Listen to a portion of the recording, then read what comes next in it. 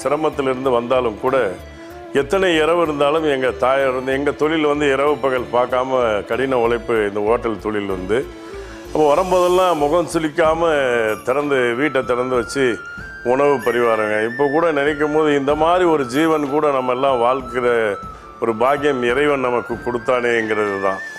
அந்த காலத்தில் வாழ்க்கையை வந்து அவங்க சிரமப்படுற காலத்தில் ஒவ்வொரு நிகழ்வையும் நினச்சி பார்க்கும்போது இன்றைக்கு இருக்கின்ற தாய்மார்கள் இப்போது இருக்கின்ற வேகமான சூழ்நிலைக்கும் அன்றைய காலகட்டங்கள் இருக்கின்ற தாய்மார்கள் அவருங்க செஞ்சதுக்கு நிறைய வித்தியாசங்கள் தெரிகின்றது. இருந்தாலும் கூட அவங்க வந்து எதையுமே பலன் எதிர்பாராமல் மற்றவர்களுக்காகவே வாழ்ந்தார்கள்.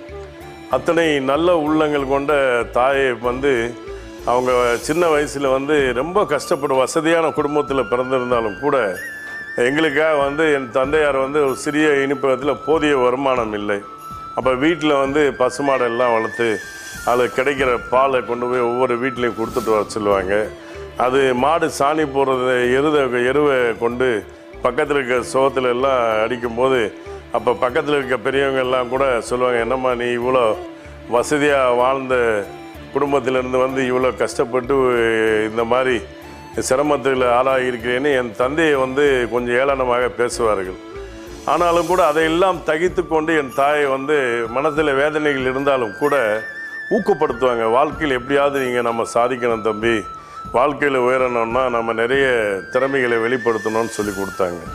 அந்த அவங்களுடைய ஊக்கம், அவருடைய சேவை மனப்பான்மையெல்லாம் நினைக்கும் போது இந்த மாதிரி ஒரு தியாகம் உள்ளமெல்லாம் நமக்கு இல்லையேன்னு, நம்ம சுயநலத்தோடு இருக்கிறோமேன்னு இந்த மனம் வந்து வேதனைப்படும்.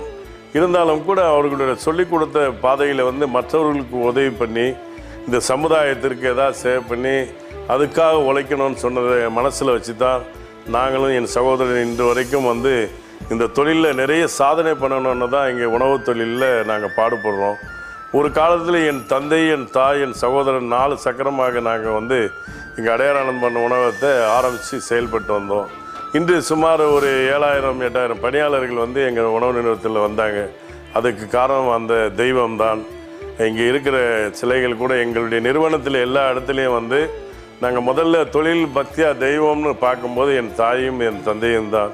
அந்த நிறுவனர்கள் அவர்கள் சொல்லிக் கொடுத்து இன்றைக்கி எத்தனையோ பேர் எங்களுடைய நிறுவனத்தில் வந்து பணி செஞ்சு பலன் அடைகிறாங்க. இதுக்கெல்லாம் காரணம் வந்து அவர்கள் சொல்லிக் கொடுத்தது தான். அன்று என் தாய் சொன்ன அந்த வார்த்தையை வந்து உன் கையில் நம்பிக்கை இருக்குது, படிப்பு தான் முக்கியம்னு ஒன்றும் கிடையாது, நம்முடைய சூழ்நிலைக்கு தகுந்த மாதிரி அந்தந்த தொழிலில் நம்ம நல்ல திறம்பட செயல்பட்டோன்னா வாழ்க்கையில் சாதிக்கலான்னு சொல்லி கொடுத்த அந்த தெய்வம் சொன்னதை நினச்சி தான் இன்றைக்கு கூட நாங்கள் செயல்பட்டுட்டு வந்திருக்கிறோம். உலகத்துக்கு எங்களை வந்து இன்றைக்கி வெளி உலகத்துக்கு வழிகாட்டினதுக்கு எங்களை கொண்டு வந்து வெளி உலகத்துக்கு காட்டினது வந்து அவர்களுடைய முயற்சியும் அவர் கொடுத்த ஊக்கமும் தன்னம்பிக்கையும் தான் காரணம். அம்மன் கோயில் எல்லாமே